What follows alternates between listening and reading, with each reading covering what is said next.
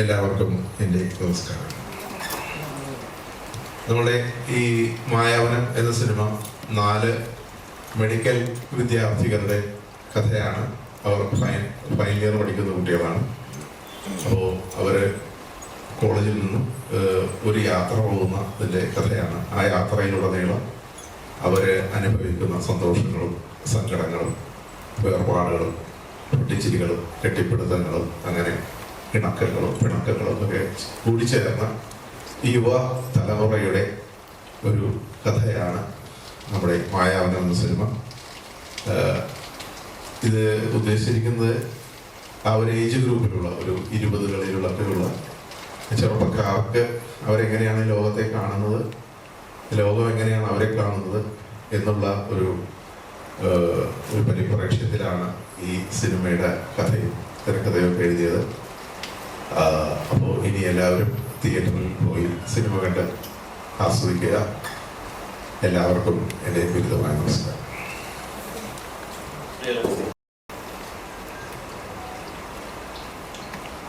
ഞാനൊരു മായാവനത്തിലാണ്. ആ മായാവനം നിങ്ങൾ 19-ാം തീയതി ഈ സിനിമ കാണുമ്പോൾ നിങ്ങളൊരു മായാവനത്തിലേക്ക് പോകും. അപ്പം നിങ്ങൾക്ക് ബോധ്യമാകും വാസ്തവത്തിൽ നിങ്ങൾ യാഥാർത്ഥ്യത്തിലാണോ മിഥ്യയിലാണോ ജീവിക്കുന്നത്. അങ്ങനെ ഒരു തിരിച്ചറിവുണ്ടാകട്ടെ ഈ സിനിമ നിങ്ങൾക്ക് പകർന്നു നൽകുന്നത് എന്നാണ് എനിക്ക് പറയാനുള്ളത്. സിനിമ കാണുക, സിനിമ നിങ്ങളോട് സമ്പാദിക്കട്ടെ. സിനിമയിൽ 4 മെഡിക്കൽ സ്റ്റുഡൻസിൽ ശങ്കർ മഹാദേവൻ എന്നൊരു ക്യാരക്ടർ ചെയ്യുന്നത്. നമ്മുടെ സിനിമ ഒരു ആക്ഷൻ സിനിമയാണ്, ഒരു ത്രില്ലർ സിനിമയാണ്. ഫൈറ്റ് സീൻസും കുറേ ആക്ഷൻ പാക്ഡ് ആയിട്ടുള്ള സിനിമയാണ്.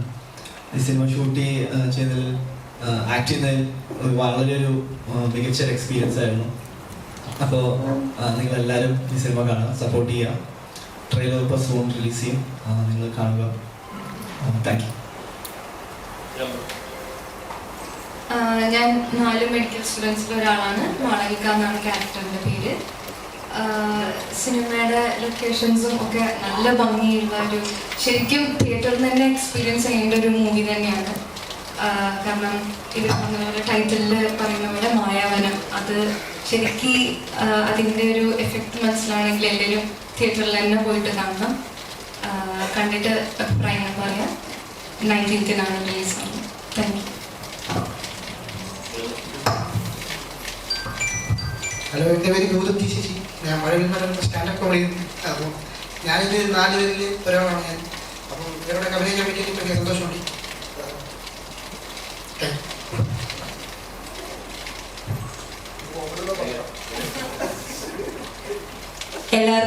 എല്ലാവർക്കും നമസ്കാരം. ഇതിൽ അക്കിപ്പഴെന്ന് പറഞ്ഞൊരു ക്യാരക്ടറാണ് ഞാൻ ചെയ്യുന്നത്. കുറച്ച് ചലഞ്ചിങ് ആയിട്ടുള്ള റോളായിരുന്നു. എനിക്ക് ഒരുപാട് ഇഷ്ടപ്പെട്ട ഒരു ക്യാരക്ടറാണ്. സാറിന് ഞാൻ നന്ദി പറയുകയാണ് ആ ഒരു ക്യാരക്ടർ എനിക്ക് തന്നതിന്. അപ്പോൾ എല്ലാവരും തിയേറ്ററിൽ പോയി മൂവി കാണുക. നല്ലൊരു എക്സ്പീരിയൻസ് ആയിരിക്കും. കണ്ടിട്ട് അഭിപ്രായങ്ങൾ അറിയിക്കാം. Thank you. നമസ്കാരം, എൻ്റെ പേര് സുബിൻ ദാസൻ എന്നാണ്. അപ്പോൾ ഒരു സോഷ്യൽ മീഡിയ പ്ലാറ്റ്ഫോമിൽ നിന്നാണ് ഒരു വെള്ളിത്തിരയിൽ വന്ന് നിൽക്കുന്നത്. ഏതൊരു കലാകാരനെ പോലെ തന്നെ വളരെ അഭിമാനകരമായ ഒരു നിമിഷമാണ്. അതിലാദ്യം തന്നെ ഞാൻ ഈ ഒരു അവസരം തന്നെ സാറിനോട് നന്ദി പറയുകയാണ്. പിന്നെ മായാവനം എന്ന് പറയുന്ന സിനിമ ഒരുപാട് ചെറുപ്പക്കാരുടെ കഥ പറയുന്ന ഒരു സിനിമയാണ്. അപ്പോൾ നിങ്ങളെല്ലാവരും തിയേറ്ററിൽ തന്നെ പോയി കാണണം, കണ്ട് നമ്മളെ സപ്പോർട്ട് ചെയ്യണം. നമ്മളെപ്പോലുള്ള ചെറിയ കലാകാരന്മാരെ മുന്നോട്ട് കൊണ്ടുവരുന്നതിൽ നിങ്ങൾ വഹിക്കുന്ന പങ്ക് വളരെ വലുതാണ്. അതുകൊണ്ട് തന്നെ എല്ലാവരും തിയേറ്ററിൽ തന്നെ പോയി സിനിമ കാണണം. സിനിമ ഒരിക്കലും നിങ്ങളെ നിരാശപ്പെടുത്തില്ല. വളരെ വിഷ്വലി നിങ്ങളെ തൃപ്തിപ്പെടുത്തുന്ന രീതിയിലാണ് സിനിമ എടുത്തിട്ടുള്ളത്. എന്തായാലും ഒരിക്കൽ കൂടി എല്ലാവരോടും ദൈവത്തിനോടും നന്ദി പറയുകൊണ്ട് നിർത്തുന്നു. Thank you. നമസ്കാരം. ഈ മായാവനം എന്നുള്ള പ്രോജക്റ്റിലോട്ട് ഞാൻ വരുമ്പോൾ എന്നോട് ആദ്യം പറഞ്ഞിരുന്ന ഒരു കാര്യം നമ്മുടെ പടം കാട്ടിലാണ് എന്നാണ്. അപ്പോൾ ഒരുപാട് നാൾക്ക് ശേഷം ഒരു ഫോറസ്റ്റ് ബേസ്ഡ് മൂവിയിലോട്ട് ഞാൻ വരുമ്പോൾ എനിക്കതിൽ ക്ലിയർ കട്ടായിട്ട് എനിക്ക് കുറേ ലൈവ് റെക്കോർഡിങ്ങും കാര്യങ്ങളും ചെയ്യണം. അത് നാച്ചുറലായിട്ട് അതിൻ്റെ സൗണ്ട് കൊടുക്കാൻ പറ്റണം എന്നുള്ള ഒരു തോട്ട് എനിക്കുണ്ടായിരുന്നു. അതിൻ്റെ മേളിൽ ഡയറക്ടറിന് ക്ലിയർ ഐഡിയ ഉണ്ടായിരുന്നു എനിക്ക് എന്ത് സൗണ്ടാണ് ഇന്ന സീനിൽ ആ സീൻ ലിഫ്റ്റ് ചെയ്യാൻ വേണ്ടിയാണ്. അപ്പോൾ ഈ ഒരു ടീമിൻ്റെ കൂടെ ഞാൻ വർക്ക് ചെയ്യുന്ന സമയത്ത് എനിക്ക് വളരെ സപ്പോർട്ടീവായിട്ട് നിന്നത് ഡയറക്ടർ തന്നെയാണ്. Through out each and every minute of the movie ഉള്ളിൽ ഡിസൈൻ ചെയ്തിട്ടാണ് നമ്മുടെ അടുത്തോട്ട് വരുന്നത്. എനിക്കിതാണ് വേണ്ടേ, എനിക്കിതാണ് എൻ്റെ സിനിമ ഇങ്ങനെയാണ് ഇരിക്കട്ടെ എന്നുള്ളതിൽ ഹി വാസ് വെരി ക്ലിയർ. വ്യക്തമായിട്ടുള്ള ഫുൾ ഐഡിയ ആയിട്ടാണ് പുള്ളി വരുന്നത്. അപ്പോൾ ഈ ഒരു മൂവി നമ്മൾ അത്രയും നല്ല രീതിയിൽ സൗണ്ട് ക്രാഫ്റ്റ് ചെയ്തിട്ടുണ്ട്. ആ ഒരു ക്രാഫ്റ്റിൽ എൻ്റെ ഒപ്പം ഉണ്ടായ എൻ്റെ അസിസ്റ്റൻസും സാറിനോടും ഞാൻ ഒരുപാട് താങ്ക് യു പറയുന്നു. Thank you. ഈ ചിത്രത്തിൽ ക്യാമറമാനായിരുന്നു അമൃത ടി വി മനോരമ മംഗളം. എനിക്ക് വന്നത് വർക്കിൻ്റെ സജഷന് അവർ പറഞ്ഞിരുന്നു. ഇതിന് മുമ്പും വേറെ കുറച്ച് പഠനം ചെയ്തു. പിന്നെ എൻ്റെ കഥാപാത്രത്തിൻ്റെ പേര് സാറിന് അറിയാം. പിന്നെ എനിക്ക് കൃത്യമായിട്ട് അന്നും കൃത്യമായിട്ട്, പക്ഷെ എന്നാലും അതൊരു ഇതാണ്, അതായത് എനിക്ക് തന്നത് സാറാണ്. സാറിനോട് നന്ദി, അല്ലെങ്കിൽ എന്നോട് നന്ദി, പിന്നെ ഇവര് ആദ്യം എല്ലാവരോടും വളരെയധികം നന്ദി. എന്താ പറയണ്ടെന്നറിയില്ല. പുറകെ നമ്മൾ ഒരുപാട് ഇതുപോലെ ഇന്റർവ്യൂസും പല പല സംഭവങ്ങളും ഷൂട്ട് ചെയ്തിട്ടുണ്ടെങ്കിലും മുമ്പിൽ വന്നിരുന്നിട്ട് സിനിമയിൽ അഭിനയിക്കുന്ന ആ സമയത്ത് നമ്മൾ എന്താണെന്നറിയില്ല. പക്ഷെ ഇത് ആദ്യമായിട്ടുള്ള ഒരു സംഭവമായിട്ടാണ് നമ്മൾ എന്തോ ഒരു സന്തോഷം ഓവറായിട്ടാണോ എന്താണെന്ന് അറിയില്ല. ഇങ്ങനെ വിറയിൽ വരുന്നുണ്ട്. പക്ഷെ അഭിനയിക്കാൻ നേരത്ത് അത് ഉണ്ടായിട്ടില്ലെന്ന് എനിക്ക് തോന്നുന്നു. അത് സംക്രന്ദനോട് ഞാൻ വളരെയധികം കടപ്പെട്ടിട്ടുണ്ട്. കാരണം അങ്ങനെയുള്ളൊരു അത്രയ്ക്കും ചലഞ്ചിങ് ആയിട്ട് ഒരു രൂപത്തിലാണ് അദ്ദേഹം ഇത് ഒരു റോൾ ചെയ്തിരിക്കുന്നത്. ശരിക്കും സാധാരണ അത്രയും കമ്മിറ്റ്മെന്റ് ഉള്ള നടന്മാർ മാത്രമേ അങ്ങനെയൊക്കെ അഭിനയിക്കുള്ളൂ. ഞാൻ ഈ രൂപത്തിൽ സംക്രന്ദനൻ ഇത് ചെയ്യുമെന്ന് ചോദിച്ചപ്പോൾ സന്തോഷത്തോടെ അദ്ദേഹം സാർ എന്ത് പറഞ്ഞാൽ ഞാൻ ചെയ്യും. ഇങ്ങനെയുള്ള നടന്മാരാണ് നമുക്ക് സിനിമാ ലോകത്തിൽ വേണ്ടത്. അവർ അത്രമാത്രം ആ അഭിനയ കലയെ ആരാധിക്കുന്നു, അതിനോട് അത്രമാത്രം ആത്മാർത്ഥതയുണ്ട്. ഈ ഒരു കഥാപാത്രം എല്ലാവരും ഓർക്കുന്ന ഒരു കഥാപാത്രമായിരിക്കും സംക്രാന്തനൻ ചെയ്ത കുള്ളാറൻ എന്ന പേരുള്ള ഒരു കഥാപാത്രമാണിത്. ഒരു പ്രത്യേക ഇതുവരെ മലയാള സിനിമ. ഞാനും സാറിനോട് നന്ദി പറയുന്നത്. താങ്ക് യു, എല്ലാവർക്കും നന്ദി. Thank you, thank you, thank you. ഇനി നമുക്ക് ചോദ്യങ്ങളിലേക്ക് കിടക്കാം. അത് കേൾക്കുമ്പോൾ തന്നെ ഒരു വളരെയധികം മിസ്റ്റേക്ക് ആയിട്ടുള്ള ഒരു ഫോറസ്റ്റ്, ഇത് പക്കാ ഫുൾ ഫോറസ്റ്റ് റിലേറ്റ് ചെയ്തൊരു സിനിമയാണോ? വനമാണ് ഇതിന്റെ മുഖ്യ വിഷയം. ഒരു പക്ക അഡ്വഞ്ചർ ആയിട്ടുള്ള, നമ്മൾ കുറേ അഡ്വഞ്ചർ ആയിട്ടുള്ള സിനിമകൾ കണ്ടിട്ടുണ്ട്. ഒരു ഇൻഡോർ അല്ലെങ്കിൽ ഒരു ഫോറസ്റ്റ് ഷൂട്ട് ചെയ്യുന്ന കുറച്ച് പേര്, കുറച്ച് യുവാക്കൾ അല്ലെങ്കിൽ കുറച്ച് ഗ്യാങ് അവിടെ പെടുന്നത്, അവരുടെ സർവൈവലും ഒക്കെ കാണിക്കുന്ന ഒരുപാട് ചിത്രങ്ങൾ നമുക്ക് കണ്ടിട്ടുണ്ട്. അതിൽ നിന്ന് എത്രത്തോളം ഡിഫറെൻ്റ് ആണ് മായാവനം? ഇത് ശരിക്ക് പുറത്തുള്ള വനത്തെക്കാളും ഒരു അകത്തുള്ള വനത്തിന്റെ സിനിമയാണ്. നമ്മളുടെ എസ്പെഷ്യലി ചെറുപ്പക്കാരൻ എന്ന് പറയുന്നത് നിങ്ങൾക്ക് എത്രമാത്രം അത് മനസ്സിലാവുമെന്ന് അറിയില്ല. ഈ ഏറ്റവും കൂടുതൽ ഈ ബാല്യം, കൗമാരം, യൗവനം, വാർദ്ധക്യം, ഈ 3 കാലങ്ങളിൽ ഒരു മനുഷ്യന് ഏറ്റവും കൂടുതൽ ഹോർമോണൽ ഇൻഫ്ലുവൻസിന് വിധേയമാകുന്നത്. ഹോർമോണൽ എന്ന് വെച്ചാൽ ഇപ്പോൾ ആൺകുട്ടികളിലാണെങ്കിൽ ടെസ്റ്റോസ്റ്ററോൺ, ആൻഡ്രോജൻസ് എന്ന് പറയുന്ന ഹോർമോൺ, പെൺകുട്ടികളിലാണെങ്കിൽ estrogen, progesterone, follicular stimulating hormone, luteinizing hormone, androgens. അപ്പോൾ ഈ ഹോർമോണിന്റെ ഇൻഫ്ലുവൻസ് കൊണ്ട് ചെറുപ്പക്കാരെ യാഥാർത്ഥ്യത്തിലായിരിക്കില്ല പലപ്പോഴും ജീവിക്കുന്നത്. അപ്പോൾ അതുകൊണ്ടാണ് ഒരു ചെറുപ്പക്കാരൻ ഒരു പ്രവൃത്തി ചെയ്യുന്നത് ഇത്തിരി പ്രായം പക്വതയുള്ള ആൾ അതേ പ്രവൃത്തി ചെയ്യുന്നതിൽ വ്യത്യാസം. ഉദാഹരണം, ഒരു വാഹനം ഓടിക്കുമ്പോൾ തോറും ചെറുപ്പക്കാർ വളരെ ഫാസ്റ്റായിട്ടാണ് ഓടിക്കുക, പക്ഷെ പ്രായമായവർ വളരെ സ്ലോ ആയിട്ട് ഓടിക്കുള്ളൂ. അത് അനുഭവങ്ങളുടെ ആ എക്സ്പീരിയൻസിന്റെ ഒക്കെ ഒരു പക്വതയാണുള്ളത്. അപ്പോൾ അങ്ങനെയുള്ള പക്വതയുള്ള മനോഭാവങ്ങളുടെ, പക്വതയില്ലായ്മയുടെ ആ മനോഭാവങ്ങളുടെ ആന്തരികമായ ഒരു മായാവനത്തിന്റെ കഥയാണ്. ആ വനത്തെ അവർ പുറത്തു കാണുന്നു. അത് കുറച്ചൊരു സൈക്കാട്രിക് ആസ്പെക്ട് ഉള്ളൊരു സിനിമയാണ്. അപ്പോഴേ അത് കൃത്യമായി മനസ്സിലാവും. അത് നിങ്ങൾ തിയേറ്ററിൽ തന്നെ പോയി അത് എക്സ്പീരിയൻസ് ചെയ്യണം. അതിന്റെ കളറിങ്ങും അതിലെ കഥാപാത്രങ്ങളുടെ സവിശേഷത. ഇപ്പൊ തന്നെ പറഞ്ഞു, അദ്ദേഹത്തിന്റെ കഥാപാത്രത്തിന്റെ പേര് കുള്ളാവൻ എന്നാണ്. അത് ഒരുപക്ഷെ വളരെ അപരിചിതമായിരിക്കും ആ ഒരു കഥാപാത്രം. അങ്ങനെ ശരിക്കും പറഞ്ഞാൽ മായാവനം എന്നുള്ള പുറത്തുള്ള വനത്തെക്കാളുപരി അകത്തുള്ള ഒരു വനത്തിന്റെ കഥയാണ്. ഈ സിനിമയിൽ തന്നെ സീനിയർ ആർട്ടിസ്റ്റ് ആയ അലൻസിറേട്ടൻ, ജാഫ്രിക്ക, സെന്തിലേട്ടൻ അങ്ങനത്തെ ഉള്ള കുറെ സീനിയർ കാസ്റ്റുകളുണ്ട്. അപ്പൊ ഇതുവരെ മലയാള സിനിമയെ കണ്ടിട്ടില്ലാത്ത തരം ഒരു കഥാപാത്രങ്ങളാണോ ഇവർക്കുള്ളത്? അവർക്കൊക്കെ വളരെ വൈവിധ്യമാണ്. അതുവരെ ഇപ്പൊ സാറ് ഇതുവരെ ഞാൻ സാറിന്റെ ആൾമോസ്റ്റ് എല്ലാ സിനിമകളും കണ്ടിട്ടുണ്ട്. ഇതുവരെ സാറ് ഇങ്ങനെ ഒരു റോള് ചെയ്തിട്ടുണ്ടാവില്ല. വളരെ വൈവിധ്യമാർന്ന ഒരു ക്യാരക്ടറിനെയാണ് സാറ് അത് ചെയ്തിരിക്കുന്നത്. സിനിമ മൊത്തം ഞാൻ കാണുമ്പോൾ സാറ് എന്നെ അത്ഭുതപ്പെടുത്തിയിട്ട് ആ കഥാപാത്രത്തിന്റെ അവതരണങ്ങളെ ഞാൻ സാറിനോട് വളരെയധികം നന്ദി പറയുന്നു. ബ്യൂട്ടിഫുൾ ആയിട്ട് സാറ് ചെയ്തിട്ടുണ്ട്. എന്നതുപോലെ എല്ലാവരും ജാഫ്രിക്ക് സാറ്, സെന്തില്, സുദീപ് ഓപ്പ, ശ്രീനാഥ് മുരളി, എല്ലാവരും വളരെ ഗംഭീരമായി അവർ റോളുകൾ ചെയ്തു. അലൻസിറേട്ടാ നമസ്കാരം. കുറെ നമ്മൾ കുറച്ച് ഇന്റർവ്യൂസ് എല്ലാം കണ്ടായിരുന്നു, ഭയങ്കര സ്ട്രഗിൾ ആയിരുന്നു കേട്ടായിരുന്നു. എനിക്കൊരു സ്ട്രഗിൾ തോന്നിയില്ല. അതുകൊണ്ടാണ് അട്ടയൊക്കെ കടിച്ചതൊക്കെ. അട്ട കടിക്കുന്ന അത്ര സ്ട്രഗിളൊന്നുമില്ല. പാമ്പ് കടിക്കായിരുന്നോ അത്ര എനിക്ക് പറയാനുള്ളൂ. നിങ്ങൾ എന്നിൽ നിന്ന് എന്തെങ്കിലും പ്രതീക്ഷിക്കുന്നുണ്ടെങ്കിൽ ഇപ്പൊ പ്രതീക്ഷിക്കേണ്ട. എന്നെ അങ്ങനെ വെട്ടി നുറുക്കി തിന്ന് നാളെ നിങ്ങൾക്ക് വിൽക്കാന്ന് വിചാരിക്കണ്ട. ഞാനങ്ങനെ ഈ സിനിമയെ കുറിച്ച് വളരെ സ്ട്രഗിൾ ചെയ്തോന്നല്ല പറഞ്ഞു. ഞാൻ ആ ഒരു സ്ട്രഗിളിനെ എൻജോയ് ചെയ്തോന്നാണ് പറഞ്ഞത്. Okay, thank you. നായകൻ്റെ അടുത്താണ്. താങ്കൾ ഡോക്ടറാണെന്ന് പറഞ്ഞു. അപ്പം കരിയർ സേഫാണ്, നല്ലൊരു കരിയർ, നല്ലൊരു എക്സ്പ്ലോർ ചെയ്യാൻ പറ്റുന്ന, അല്ലെങ്കിൽ ഇച്ചിരൂടെ സേഫായിട്ട് ഒരു ഫിനാൻഷ്യൽ ആയാലും നല്ല സ്റ്റാറ്റസ് ഉള്ള കരിയർ സേഫ് ആക്കാൻ പറ്റുന്ന ഒരു ജോബുണ്ട്. അപ്പം എന്തുകൊണ്ടാണ് സിനിമ അല്ലെങ്കിൽ ഇങ്ങനെ ഒരു പാഷനായിട്ട് പോകാൻ കാരണം?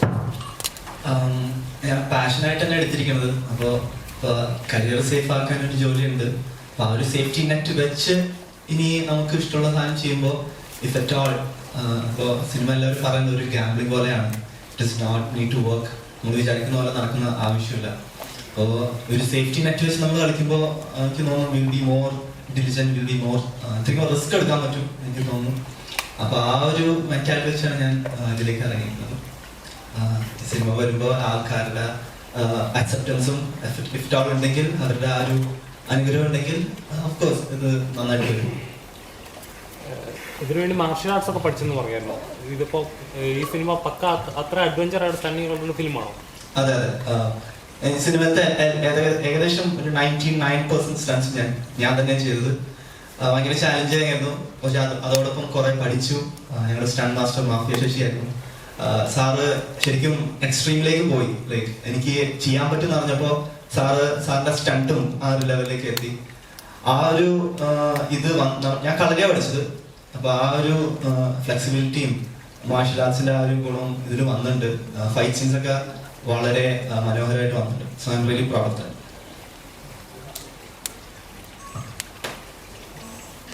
ഫിലിമിൽ പാർട്ടായിട്ട് എങ്ങനെ ഉണ്ടായിരുന്നു? ഇതില് ഒരു ചെറിയ ഭാഗം എനിക്കും ഭാഗമാകാൻ സാധിച്ചതിൽ ഒരുപാട് സന്തോഷമുണ്ട്. വളരെ എന്താ പറയാ, ഷൂട്ടിംഗ് ലൊക്കേഷനിലാണെങ്കിലും ഷൂട്ടിംഗ് സമയത്താണെങ്കിലും നമ്മൾ വളരെ എൻജോയ് ചെയ്താണ് നിന്നത്. എല്ലാവരും ലൊക്കേഷനിലുള്ള എല്ലാവരും വളരെ ഫ്രണ്ട്ലി ആയിരുന്നു. പ്രത്യേകിച്ച് നമുക്ക് ഡയറക്ടർ സാറുമായിട്ടൊക്കെ ഭയങ്കരമായിട്ട് നമുക്ക് എന്തും ചെന്ന് സംസാരിക്കാം. നല്ല ഫ്രീഡം തരുന്ന ഒരു ഇതായിരുന്നു. അതുകൊണ്ട് തന്നെ നമുക്ക് നല്ല ഫ്രീ ആയിട്ട് ചെയ്യാൻ പറ്റി. ഒരുപാട് അഡ്വഞ്ചർ, അതായത് നമ്മൾ ഒരുപാട് അഡ്വഞ്ചർ സിനിമകൾ കണ്ടിട്ടുള്ള, മലയാളം ഏറ്റവും കൂടുതൽ ഇഷ്ടപ്പെടുന്ന നല്ല പ്രേക്ഷകർ അങ്ങനെ ഫാസ്റ്റ് ട്രാക്കി പോകുന്ന സിനിമകളുടെ ഒരു കാലഘട്ടമാണല്ലോ ഇത്. അങ്ങനെ ഒരു കാലഘട്ടത്തിൽ ഈ മായാവനം ചിത്രം എത്രത്തോളം പ്രാധാന്യം കൽപ്പിക്കുന്നുണ്ട്? നല്ല പ്രാധാന്യം ഉണ്ടായിരിക്കും. കാരണം എന്തെന്ന് വെച്ചാല് നമ്മളിപ്പോ സെയിം പാറ്റേൺ കണ്ടു വന്നിട്ട് പെട്ടെന്നൊരു വ്യത്യസ്തമായിരുന്ന ഒരു പശ്ചാത്തലവും ഒരു കഥയും പ്രേക്ഷകരിലെത്തുമ്പോൾ അവന് അതൊരു പുതുമ, ഒരു ഫ്രഷ്നെസ് ഫീൽ ചെയ്യും. ഇപ്പോ കുറച്ചു നാളായെന്ന് തോന്നുന്നു മലയാള സിനിമയിൽ ഒരു കാട്ടിലൂടെ ഇത്രയും അഡ്വഞ്ചർ ആയിട്ടുള്ള ഒരു സ്റ്റോറി വന്നിട്ട് എനിക്കൊന്ന് ഒരുപാട് നാളായെന്ന് തോന്നുന്നു. അപ്പൊ പുതിയൊരു സാധനം പ്രഷർ കൊടുക്കുമ്പോൾ അവര് സ്വീകരിക്കുന്നതിനാണ് വിശ്വാസം. എങ്ങനെയുണ്ടായിരുന്നു ഇവരുമായിട്ട് എക്സ്പീരിയൻസ് എങ്ങനെയുണ്ട്? ഒരുപാട് സീനിയർ ആർട്ടിസ്റ്റുകൾ ഉണ്ടായിരുന്നില്ലേ സിനിമയില്? ഞാൻ കൂടുതലും നമ്മുടെ ജാഫർക്ക ഉള്ള സമയത്താണ് ഉണ്ടായിരുന്നത്. പുള്ളിക്കാരന്റെ കൂടെ അഭിനയിക്കുമ്പോൾ ഉണ്ടാകുന്ന ഒരു എക്സ്പീരിയൻസ് എന്ന് പറഞ്ഞാൽ ഭയങ്കര എനർജറ്റിക് ആയിട്ടുള്ള ഒരു മനുഷ്യനാണ്. അപ്പൊ പുള്ളിക്കാരന്റെ കൂടെ ചെയ്യുമ്പോഴത്തേക്ക് ആ ഒരു ഗുണം നമ്മളുടെ ആക്ടിങ്ങിലും വന്നിട്ടുണ്ട്. പിന്നെ നമുക്ക് എങ്ങനെ ചെയ്യണമെന്നൊക്കെ കൂടെ നിന്ന് പറഞ്ഞു തന്നിട്ടുണ്ട് ജാഫർക്ക. അതെ അതെ അതെ, ജാഫർക്ക് ഭയങ്കര എനർജിയാണ്. ഭയങ്കര എനർജി എന്ന് വെച്ചാല് നമ്മള് നോക്കി നിന്ന് പോവാം പുള്ളിക്കാരൻ്റെ ആ ഒരു ഇത്. അനുസരിച്ചിട്ട് നേരത്തെ ചെയ്തില്ല, എൻജോയ് ചെയ്തെന്നാണ് പറഞ്ഞത്. അപ്പോൾ ആ ഒരു എൻജോയ്മെന്റ് എങ്ങനെ ഉണ്ടായിരുന്നു? എൻജോയ്മെന്റ് എന്ന് പറയുന്ന രസമല്ലേ? അത് തന്നെയാണ് അർത്ഥം. ആ ഒരു എക്സ്പീരിയൻസ് ഞാൻ പുതിയ കുട്ടികളോടൊപ്പം അഭിനയിക്കുമ്പോൾ അവരുടെ ഓരോ എക്സ്പ്രഷൻസും പഴയ നടന്മാരിൽ നിന്നല്ല പഠിക്കുന്നത്. പുതിയ പിള്ളേരുടെ പുതിയ കാലത്തെ ഞാൻ അവരുടെ കണ്ണിലൂടെയാണ് വ്യാഖ്യാനിച്ചെടുക്കുന്നത്. അവരുടെ ചലനം, അവരുടെ നോട്ടം, അവരുടെ വൈകാരികത, ഇതൊക്കെ പഴയ കാലത്തെ അല്ല അനുസ്മരിപ്പിക്കുന്നത്. അത് പുതുകാലത്തിൻ്റെ വൈകാരികത നമുക്കറിയില്ല. എനിക്ക് 2 ആൺമക്കളാണുള്ളത്. ആ 2 മക്കളുടെയും കാലത്തല്ല ഞാൻ ജീവിക്കുന്നതെന്ന് എനിക്ക് നല്ല ഉറപ്പുണ്ട്. ഞാൻ പഴയ കാലത്ത് ജീവിക്കുന്ന ഒരു മനുഷ്യനാണ്. അവരനുഭവിക്കുന്ന വ്യതയല്ല ഞാൻ അനുഭവിച്ചത്. അതുതന്നെയാണ് പുതുതലമുറ അവരുടെ ശരീര പ്രകടനത്തിലൂടെയും അവരുടെ അഭിനയ ശൈലിയിലൂടെയും പ്രകടിപ്പിക്കുന്നത്. അതുതന്നെയാണ് കൊല്ലം യൂത്ത് ഫെസ്റ്റിവലിൽ ഞാൻ കണ്ട നാടകങ്ങൾ. ഞാൻ നാടകാഭിനയം, സിനിമാഭിനയം നിർത്തിയാലോ എന്ന് വിചാരിച്ചു. അവരുടെ അഭിനയം കണ്ടിട്ട് അപ്ഡേറ്റ് ചെയ്യണം. എല്ലാ നടന്മാരും ഓരോ പൊതു സൃഷ്ടി ഉണ്ടാവണം. അങ്ങനെയായിരിക്കണം കാലം വളരേണ്ടത്. എന്നും പുതുതലമുറയാണ് ശരി, പഴയ തലമുറയല്ല. അങ്ങനെ ഈ തലമുറയിൽ നിന്ന് പഠിച്ചൊരു കാര്യം പഠിച്ചുകൊണ്ടിരിക്കുക. പഠിച്ച പാഠമൊന്നും നിങ്ങളെ പഠിപ്പിക്കാൻ പറ്റില്ല. ഞാൻ പഠിച്ചുകൊണ്ടിരിക്കുക. ഞാനൊന്നും പഠിച്ചിട്ടില്ല എന്ന് നിങ്ങൾ എഴുതിക്കൂ. ഞാൻ പഠിച്ചുകൊണ്ടിരിക്കുക. ഓരോ ദിവസവും, ഓരോ പുലരിയും, ഓരോ രാവും, ഉറക്കത്തിലും ഉണർവിലും യാത്രയിലും കണ്ടുമുട്ടുന്ന പുതുതലമുറയിലെ കൂട്ടുകാരിൽ നിന്ന് ഞാൻ പഠിച്ചുകൊണ്ടിരിക്കുക. എന്നെ ഒരു പുനരുത്ഥാനത്തിന് വേണ്ടി, എന്നെ നവീകരിക്കാൻ വേണ്ടി, ഞാൻ വയസ്സായി പോകാതിരിക്കാൻ വേണ്ടി. അതാണ്. ഇപ്പം ഇതില് നമ്മുടെ ഗൗതമിനൊക്കെ നമുക്ക് വെറുതെ നോക്കി അപ്പോൾ ചിരി വരും. അവന്റെ ആ നോട്ടത്തിലൊക്കെ ചിരി വരും. അവർ ചെയ്തു വെച്ച കാര്യങ്ങളൊക്കെ നമ്മൾ ഓർത്ത് ചിരിക്കാറുണ്ട്. ഈ സുബിന്റെ ക്യാരക്ടർ ആണെങ്കിലൊക്കെ നമ്മൾ ചെയ്തു വെച്ച് ചിരിക്കാറുണ്ട്. അപ്പോൾ ഈ ഒരുമിച്ച് അഭിനയിക്കുന്ന സമയത്ത് ഇത്ര സീരിയസ് ചെയ്യുമ്പോഴും ഇടയ്ക്ക് ചിരി വരാറുണ്ടോ? അല്ലെങ്കിൽ അല്ല, അവർക്ക് എനിക്ക് ഒരുപാട് റീടേക്ക് വേണ്ടി വന്നു. അങ്ങനെ റീടേക്ക് ഇഷ്ടമില്ലാത്തൊരു നടനാണ് ഞാൻ. പക്ഷെ അവൻ എനിക്ക് ഒരുപാട് റീടേക്ക് തന്നു. അവൻ ഇടയ്ക്കിടയ്ക്ക് വന്ന് കുഴപ്പമുണ്ടാക്കും. അവൻ തൊടേണ്ട സ്ഥലത്തല്ല തൊടുന്നത്. അവൻ ഇപ്പുറത്ത് വന്ന് ഇഡ്ഡലിയാക്കിട്ട് പോകും. അപ്പൊ ഞാൻ ചിരിച്ചു പോകും. അപ്പൊ കണ്ടുപോയി. അപ്പോ അത്തരം സൗഹാർദ്ദങ്ങളാണ്, അത്തരം രസങ്ങളാണ് നമ്മളിപ്പോഴും പിന്നെ ചെറുപ്പക്കാരനായി നിർത്തുന്നത്. അവരോടൊപ്പം ജീവിക്കാൻ പ്രേരിപ്പിക്കുന്നത്, അവരോടൊപ്പം ഒരു തമാശ പറയാൻ പറ്റുന്നത്. ഈ 4+1 ഒരു അഞ്ചാമനും കൂടി ആയിട്ട് അവരെ കൂടെ ജീവിക്കാനും ശരിക്കും പടത്തില്. അത് നിന്റെ സിനിമ മനസ്സിലാവും. കോമഡി ഉണ്ടോ ഇതില്? കോമഡി ഉണ്ടോ എന്നുള്ള കാര്യം സംവിധായകനോട് ചോദിക്കും. വയലൻസ് ഉണ്ട്, അത്രയും പറഞ്ഞുതരാം ഞാൻ. സിനിമ കണ്ടിട്ട് നിങ്ങൾ തീരുമാനിക്കൂ ഇതിന് കോമഡി എത്രത്തോളം ഉണ്ട്, വയലൻസ് എത്രത്തോളം ഉണ്ട്. എന്നെ വെറുക്കാതിരിക്കൂ, എന്നെ സ്നേഹിക്കൂ ഈ സിനിമ കണ്ടിട്ടെങ്കിലും.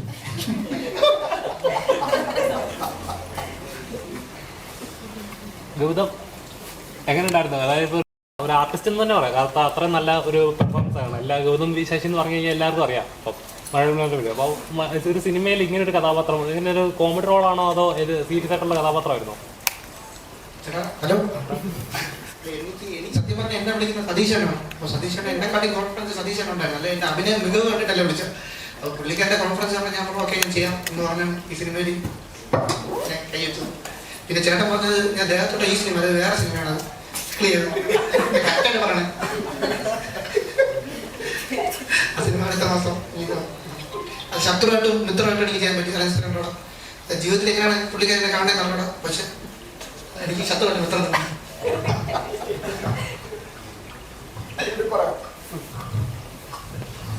എനിക്ക് പിന്നിൽ നിന്ന് കുത്തുന്ന മിത്രത്തെ അല്ല ഇഷ്ടം, മുന്നിൽ നിന്ന് ആക്രമിക്കുന്ന ശത്രുവിനാണ് ഇഷ്ടം.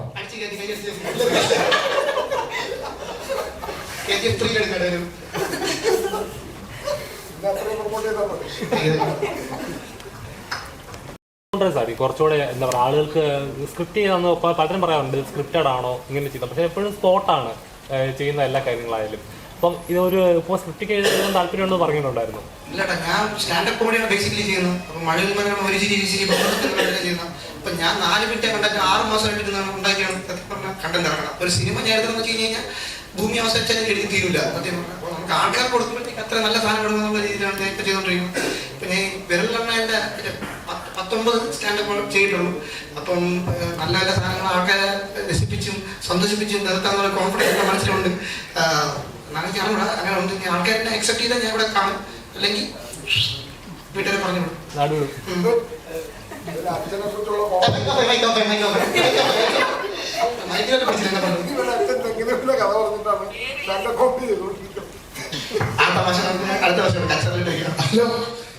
ഇവനെ സ്വന്തം അച്ഛൻ തെങ്ങിനുള്ള കഥ പറഞ്ഞിട്ടാണ് സ്റ്റാൻഡപ്പ് കോമഡി ചെയ്തുകൊണ്ടിരിക്കുന്നത്.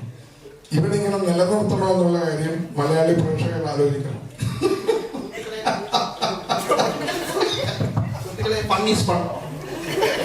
ഇത്രയും പ്രമോഷൻ പോലെ.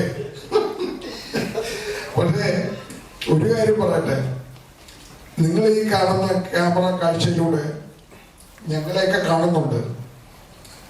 അവിടെ ഇരിക്കുന്ന എത്രയോ ക്യാമറകളുണ്ട്, എത്രയോ കാഴ്ചകളാണ് ഓരോ ക്യാമറമാനും അതിനകത്ത് കണ്ടുകൊണ്ടിരിക്കുന്നത്. നിങ്ങൾക്ക് ആർക്കെങ്കിലും ഇതിൻ്റെ അകത്തുള്ള സത്യമായ മായാവനം അറിയാവൂ? ഞങ്ങളുടെ ഉള്ളിലുള്ള മായാവനം അറിയാവൂ? നിങ്ങളുടെ ഉള്ളിലുള്ള മായാവനം അറിയാവൂ? നിങ്ങൾ അന്വേഷിക്കൂ. 19 തീയതി ഒന്ന് കണ്ടു നോക്കൂ.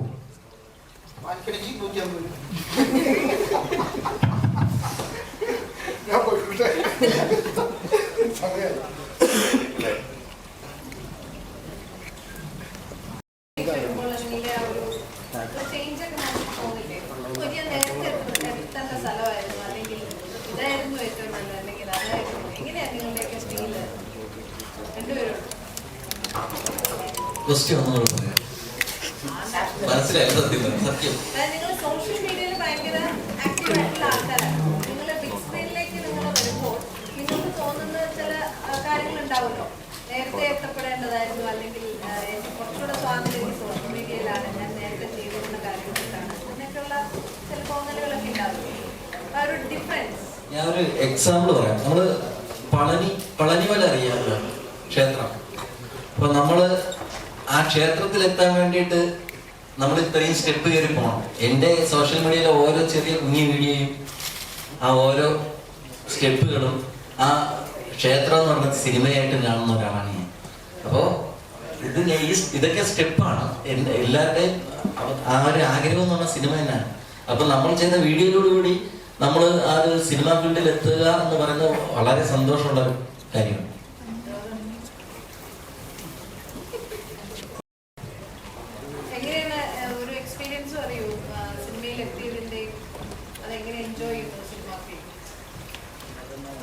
ഞാൻ ഭയങ്കര അപകട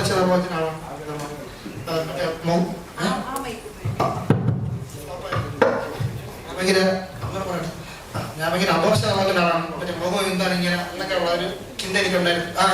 സീരിയസായിട്ട് അപ്പൊ ഞാൻ നിമിത്തത്തിലെത്തിയ ആളല്ല, എന്നെ വിളിച്ച് അങ്ങനെ വന്നാണ് ഞാൻ. അപ്പൊ സിനിമയെ വന്ന് നമുക്ക് ക്യാരിയർ ഉണ്ടെങ്കിൽ ആൾക്കാർ അക്സെപ്റ്റ് ചെയ്യുന്നതാണ് എനിക്ക് തോന്നുന്നത്. എനിക്ക് അറിയൂടാ എന്നാണ് തോന്നുന്നത്. ക്യാരിയർ ഉണ്ടെന്ന് കണ്ടിട്ട് ആൾക്കാർ പറയട്ടെ. ഗൗതം, ഈ പറഞ്ഞ പോലെ ലൈഫിൽ ഒരു ചേഞ്ച് വന്നു. അല്ല, ലൈഫിൽ ഒരു കരിയറിനൊരു ചേഞ്ച്, അല്ലെങ്കിൽ ഇപ്പോൾ നേരത്തെ പറഞ്ഞ ഗൗതം എന്ന് പറയുമ്പോൾ ഒരു വ്യക്തിയുടെ അല്ലെങ്കിൽ നോർമൽ ലൈഫ് നടത്തുകൊണ്ടിരുന്ന ഒരാളുടെ കരിയറിൽ ഇപ്പോൾ സ്റ്റാൻഡപ്പ് കോമഡി ചെയ്യുന്ന ഇപ്പോൾ സിനിമയിലോട്ട് വരുന്നു, കരിയർ എന്തെങ്കിലും ചേഞ്ച് ആയിക്കൊണ്ടിരിക്കുകയാണ്. അപ്പോൾ അതിൽ നിന്ന് ഇപ്പോൾ നോക്കുമ്പോഴേക്കും ഒന്ന് തിരിഞ്ഞു നോക്കുമ്പോഴേക്കും ലൈഫിൽ ഉണ്ടായത് എന്തെങ്കിലും നഷ്ടമായിപ്പോയിട്ടും നോക്കുക. എനിക്ക് തിരിഞ്ഞോന്നില്ല, ഞാൻ ഇപ്പോഴും ബാക്കിലാണ്. സത്യം പറഞ്ഞാൽ കിട്ടിയതൊക്കെ സാറ്റിസ്ഫൈഡ് ആണ്. ഞാൻ മറ്റേ എന്ത് ചെയ്താലും പ്രശ്നമാണ്, ഭയം വരും, നല്ല നിലയിൽ എത്ര ആൾക്കാരെയൊക്കെ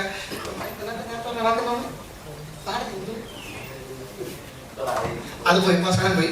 അപ്പം പ്രതിനിധിയാണ് അതാണ് വേറെ ചോദ്യം പറയാൻ നോക്കിയത്. പ്രതിനിധി അതാണ് ഞാൻ സത്യം മുമ്പ് നല്ല സാധനം കിട്ടുമെന്നുള്ള പ്രതീക്ഷയിൽ നിൽക്കുകയാണ്. കുറച്ചാൾ ഞാൻ ജീവിതം മാറിയിട്ട് കണ്ടിട്ടില്ല. ആൾക്കാരെ അക്സെപ്റ്റ് ചെയ്യും, ഞാൻ കരുതി ജീവിതം മാറിയിട്ട് കാണും ഉറപ്പായിട്ട്. കാരണം നിങ്ങളൊക്കെ ഈ ബാക്കിൽ ക്യാമറ ഞാൻ ഇതിൻ്റെ ബാക്കിൽ നിലപാടാണ് മനസ്സിലായി, ക്യാമറ ബാക്കിൽ. അപ്പൊ ഇവിടെ വന്ന് ഇരിക്കാൻ പറ്റില്ല, ഭയങ്കര സന്തോഷമുണ്ട്. നടുക്കിരുത്തി ഭയങ്കര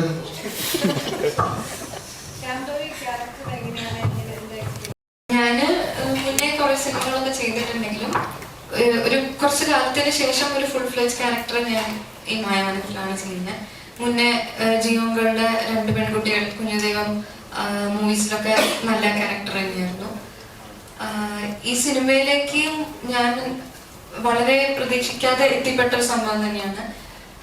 പക്ഷെ ഇവിടെ വന്നപ്പം വളരെ നല്ലൊരു എക്സ്പീരിയൻസ് ആയിരുന്നു. ഇത്രയും വലിയ സീനിയർ ആർട്ടിസ്റ്റുകളുടെ കൂടെയൊക്കെ ചെയ്യാൻ പറ്റി, അവരുടെ അടുത്തൊന്നും ഒരുപാട് പഠിക്കാൻ പറ്റി. അത് ഭയങ്കര സന്തോഷമുണ്ട് അതില്. സൗണ്ട് ഡിസൈനിങ്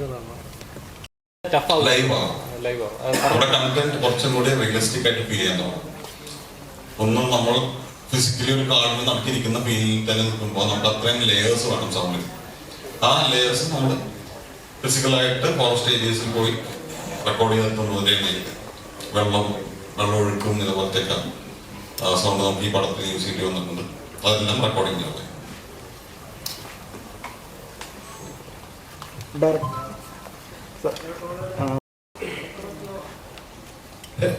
കാസ്റ്റിംഗ് ശരിക്കും പറഞ്ഞാൽ നമ്മുടെ ഇതിന്റെ കാസ്റ്റിങ്ങും മറ്റു കാര്യങ്ങളൊക്കെ ചെയ്ത് നമ്മുടെ സതീഷ് വർക്കി മറ്റേ കണ്ടന്റ് ഫാക്ടറി അവരെ ഞാൻ ഏൽപ്പിക്കുകയാണ് ചെയ്തത്.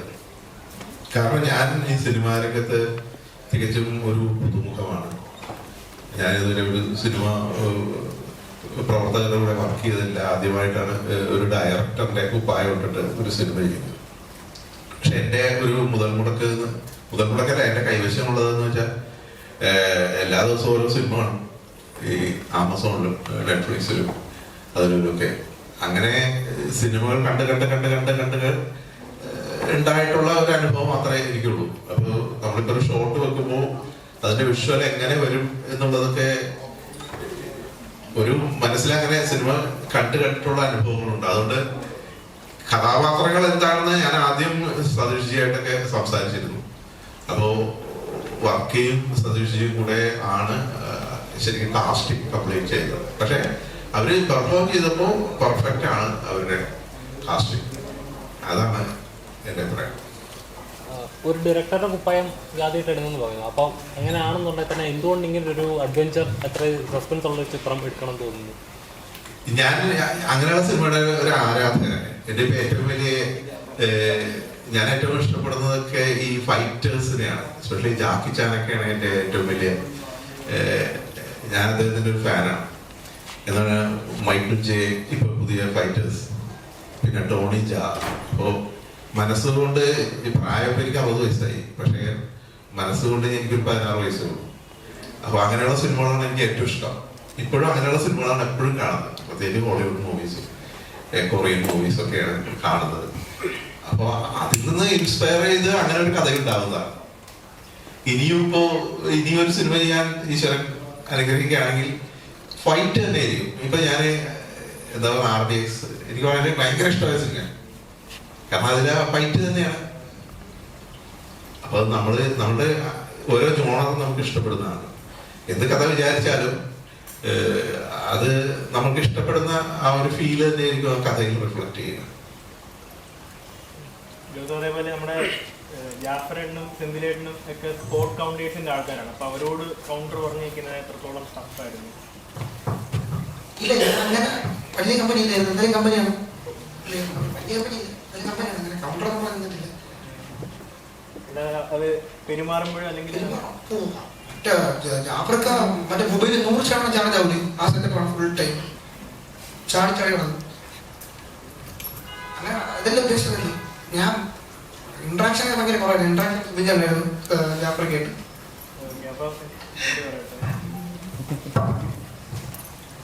ജാഫർക്ക് എന്ന് വെച്ചാൽ പുള്ളി ഓണായിരിക്കുന്നത് കൂടാതെ ഇതുവരെ ഹലോ പറയട്ടെ, പുള്ളി ഓണായിരിക്കുന്നത് കൂടാതെ കൂടെ ഉള്ളവരെ കൂടി ഓണാക്കുന്ന ഒരു പ്രകൃതം. അത് ഇപ്പം പുള്ളി ഭയങ്കര ഹാപ്പി ആയിട്ട് ഇരുന്നിട്ട് നമ്മുടെ അടുത്ത് വേറെ ലൊക്കേഷനിൽ നടന്നിട്ടുള്ള ആർട്ടിസ്റ്റുകളെയൊക്കെ വെച്ചിട്ടുള്ള കഥ, ചെറിയ കഥയൊക്കെ പറയും. അപ്പം നമ്മളെ ചിരിപ്പിക്കും, നമ്മളെ പോലും അറിയാം നമ്മളങ്ങ് ഹാപ്പിയാവും. അങ്ങനെയൊക്കെ ചെയ്ത് പിന്നെ നമ്മൾ ആക്ട് ചെയ്യുന്ന സമയത്ത് എടാ ഞാൻ നിന്നെ ഇങ്ങനെ ഒരു നോട്ടം നോക്കും, നിന്നെ അങ്ങനെ ഒരു നോട്ടം നോക്കുമ്പോൾ അതേപോലെ നീ എന്നെ തിരിച്ചു നോക്കണം, എന്നാലും ഞാൻ നോക്കുന്നതിന് ഉപയോഗമുള്ളൂ. അങ്ങനെയൊക്കെ പറഞ്ഞിട്ട് നമ്മളെ കൂടി ഒന്ന് ബൂസ്റ്റ് ചെയ്ത് നമ്മൾ പോലും അറിയാം നമ്മളതനുസരിച്ച്. അത് വേറൊരു കാര്യം, ചേട്ടനൊക്കെ ക്യാരക്ടർ ആയി കഴിഞ്ഞാൽ പിന്നെ നമുക്ക് ജാഫർക്കെ കാണാൻ പറ്റത്തില്ല. ഇതിൽ തന്നെ ആ ഒരു പോസ്റ്ററിൽ തന്നെ കണ്ടറിയാം പുള്ളിക്കാരുടെ ക്യാരക്ടറിന്റെ ഡെപ്ത് എത്രത്തോളമാണ്. കാരണം അത്രയ്ക്ക് അടിപൊളിയാണ് ആ ഒരു നോട്ടവും ഇത് എല്ലാം. ശബ്ദത്തിലൊക്കെ ഭയങ്കര വേരിയേഷനാണ് കൊണ്ടുവരുന്നത്. അപ്പൊ പുള്ളി വേറൊരു വൈബാണ്, സെറ്റാണ്. ഇതിനകത്ത് കുറെ ഫൈറ്റ് ഉണ്ടെന്ന് ഡയറക്ടർ പറഞ്ഞു, ടോണിജ മൈക്കിൾ ജാക്സനൊക്കെ ഇഷ്ടം എന്ന് പറഞ്ഞു. അപ്പം സത്യം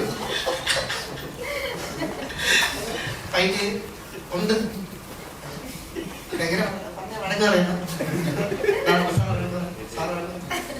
ഞാൻ പോയപ്പോഴത്തേക്ക് കുറെ പുതിയ കാഴ്ചകൾ കാണാൻ പറ്റി. എനിക്ക് രാത്രി ഞാൻ കുളിക്കുമ്പോൾ പോലെ കണ്ണടച്ച് കുളിക്കുന്നതാണ്. കണ്ണടച്ച പേടിക്കുന്ന അസുഖമുണ്ട്. ഇപ്പൊ ഞാൻ പറഞ്ഞു മോർച്ചറി സീൻ ഉണ്ടെന്ന് പറഞ്ഞു. ഇപ്പൊ ഞാൻ പറഞ്ഞു ഒറിജിനൽ മോർച്ചറിയാണ്, അത് ആർട്ടുകാർ ഉണ്ടാക്കിയിട്ടാണ് ചോദിച്ചത്. ഒറിജിനൽ മോർച്ചറി കൊണ്ട് കയറ്റി ഞാൻ അടുത്ത് നോക്കിയപ്പോഴത്തേക്ക് ആർട്ടുകാർ ഉണ്ടാക്കിയിട്ട് അണ്ണൻ ഇവിടെ കുളിച്ച് ഡെഡ്ബോഡിയായിട്ട് കിടക്കാമെന്ന് വിചാരിച്ചത്. ഒറിജിനൽ സാധനം, സത്യം ഒറിജിനൽ സാധനം. അതിന്റെ കണ്ടു വാണിജ്യം വന്നു. ഡോക്ടർമാരെ സ്ട്രഗിൾ മനസ്സിലായി. അവിടെ നിന്ന് ഞാൻ പണ്ട് മെഡിസിൻ എഴുതിയിട്ടുണ്ട്, മറ്റേ MBBS കൊണ്ട് എഴുതിയിട്ടുണ്ട്. പിന്നെ ഞാൻ വേണ്ട ദേശം കൊണ്ട് പോകും. അങ്ങനെ എഞ്ചിനീയറിംഗ് കൊണ്ട്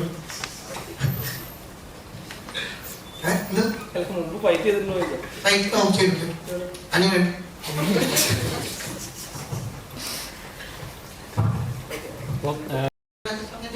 സാറ് പറഞ്ഞാൽ ഞാൻ ചെയ്തിട്ടുണ്ടെന്നാണ് എൻ്റെ ഒരു, ഞാൻ മാക്സിമം പറഞ്ഞ ഡയലോഗിന് എന്തെങ്കിലും ആക്കി ആ കണ്ടന്റ് ചോര തേയിൽ സാറ് ഓക്കെ എന്ന് പറയുമ്പോൾ സംശയത്തിന് ശേഷം ഞാൻ ചെയ്തു. എനിക്ക് അഭിനയിച്ച് പഠിപ്പിക്കാൻ പറ്റിയെന്നാണ് എൻ്റെ ഉള്ളിലുള്ള ആൾക്കാർ കണ്ടിട്ട് പറയട്ടെ എങ്ങനെയാണുള്ളത്. അപ്പോൾ നമ്മൾ ചെയ്യാൻ പറ്റുന്ന മാക്സിമം എന്നോട് അഭിനയിച്ച ആൾക്കാർ ഇവരൊക്കെ എന്നോട് അഭിനയിച്ചിരുന്നു. എല്ലാവരും ഇതിലായിട്ട് അഭിനയിക്കുന്ന ആൾക്കാരും കറക്റ്റ് ക്യാരക്ടറുള്ള ആൾക്കാരാണ്. അപ്പം ബാക്കി നമുക്ക് ഓഡിയൻസിനെ ഇട്ട് കൊടുക്കാം. അവർക്കിലേക്കാണ് കാരണം പുള്ളിക്കാരനെ ചോദിച്ചു അവിടെ ഇപ്പൊ ഡബിങ് ചെയ്തപ്പോഴും നമുക്ക് മനസ്സിലായി എത്രമാത്രം ഇന്നത്തുള്ള സ്ട്രഗിൾ ഉണ്ട്. ഇങ്ങനെ ചോദിക്കാൻ എനിക്കറിയുന്നത് ഡയറക്ടർ എന്ന് പറയാം, സിനിമ കാണാൻ വേണ്ടി പ്രേക്ഷകരോടെന്നാണ് പറയാം.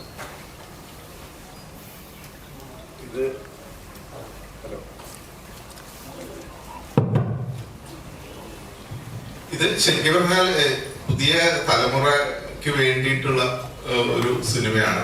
ചെറുപ്പക്കാരെ എല്ലാവരും ഇത് കാണണമെന്നാണ് എൻ്റെ ആഗ്രഹം. കാരണം ഇതിൽ അങ്ങനെ ഒരു സന്ദേശമുണ്ട്.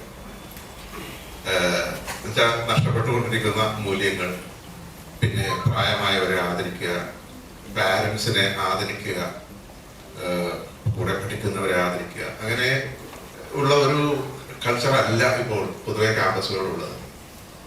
കാരണം എല്ലാ കുട്ടികളും അതിന് പൈസയുണ്ട്. പണ്ടൊക്കെ ഒരു അച്ഛനും അമ്മയ്ക്കും 5-6 മക്കളൊക്കെ ഉണ്ട്. ഇപ്പൊ അങ്ങനെയല്ല, ഒരു കുട്ടിയൊക്കെയാണ് എല്ലാവർക്കും ഉള്ളത്. അപ്പോൾ ആ കുട്ടികൾക്ക് വേണ്ടി അച്ഛനമ്മമാരെ ഇഷ്ടംപോലെ പൈസ മുടക്കും. ഇപ്പൊ ഞാൻ പഠിപ്പിക്കുന്ന മെഡിക്കൽ കോളേജിലൊക്കെ വളരെ പ്രൈവറ്റ് മെഡിക്കൽ കോളേജാണ്, വളരെ ധനികരായ കുട്ടികളാണ്. അപ്പൊ അവർക്ക് ഒന്നും നോക്കാനില്ല. അവരുടെ ജീവിതത്തിൽ എല്ലാ കാറടക്കമുണ്ട് മിക്ക കുട്ടികൾക്കും. ഞാനൊക്കെ എൻ്റെ സ്കൂളിൽ പോകുമ്പോൾ അല്ലെങ്കിൽ കോളേജിൽ പഠിക്കുമ്പോൾ ഒരു സൈക്കിൾ പോലും ഇല്ല സ്വന്തമായിട്ട്. ഇപ്പോഴത്തെ കുട്ടികൾക്ക് അതല്ല, ബുള്ളറ്റും കാറും ഒക്കെ ഞങ്ങളുടെ ക്യാമ്പസിൽ ഇഷ്ടം പോലെ. അപ്പൊ അവർക്ക് ജീവിതത്തിന്റെ മൂല്യം അറിയില്ല. അപ്പൊ അവരിങ്ങനെ പരക്കം പായുകയാണ് പല പല സുഖ സൗകര്യങ്ങളുണ്ട്. കാരണം പൈസ ഇഷ്ടം പോലെ. അപ്പൊ അങ്ങനെയുള്ള തലമുറയോട് പറയാനുള്ള ഒരു സന്ദേശം ഈ സിനിമയിൽ വ്യക്തമായിട്ടുണ്ട്. അതാണ് ഉദ്ദേശിക്കുന്നത്. അപ്പോൾ എൻ്റെ ഒരു ആഗ്രഹം എന്ന് പറഞ്ഞാൽ ഒരു 15 വയസ്സ് മുതൽ 35 വയസ്സ് വരെയുള്ള ഒരു ഏജ് ഗ്രൂപ്പിലേക്ക് വേണ്ടിയിട്ടുള്ള ഒരു കഥയാണ്. അപ്പൊ അങ്ങനെയുള്ള എല്ലാ ചെറുപ്പക്കാരായ കുട്ടികളും, ഒരുപക്ഷെ വയസ്സായവർക്ക് ഈ സിനിമ ഇഷ്ടപ്പെടില്ല. കാരണം യങ്സ്റ്റേഴ്സിന്റെ ഒരു മൂവിയാണ്. അതിന്റെ ഇപ്പൊ കരുൺജി പറഞ്ഞ പോലെ എന്റെ സൗണ്ടിങ് കരുൺജി അത് വളരെ ഗംഭീരമായി, ഞാൻ വിചാരിച്ചതിനേക്കാളൊക്കെ എത്രയോ ഗംഭീരമായി അദ്ദേഹം അത് മനോഹരമായി ചെയ്തിട്ടുണ്ട്. അപ്പോൾ ആ സൗണ്ടിങ്ങിന്റെ ഒരു മൂവിയാണ്. അപ്പൊ എല്ലാ ചെറുപ്പക്കാരും ഇത് കാണണമെന്ന് എൻ്റെ ആഗ്രഹം. 19-ാം തീയതി തിയേറ്ററിലെത്തുന്നു. എല്ലാ ചെറുപ്പക്കാരും അത് കണ്ടാൽ ആ സിനിമ കൊണ്ട് ഉദ്ദേശിക്കുന്നതിന്റെ സാമൂഹിക ലക്ഷ്യം ധന്യമാണ്. തീർച്ചയായും വലിയൊരു വിജയം ആകട്ടെ ഞങ്ങൾ ആശംസിക്കുന്നു. Thank you. കൂടുതൽ വീഡിയോസിനായി B4 Place ഫോളോ ചെയ്യൂ, സബ്സ്ക്രൈബ് ചെയ്യൂ.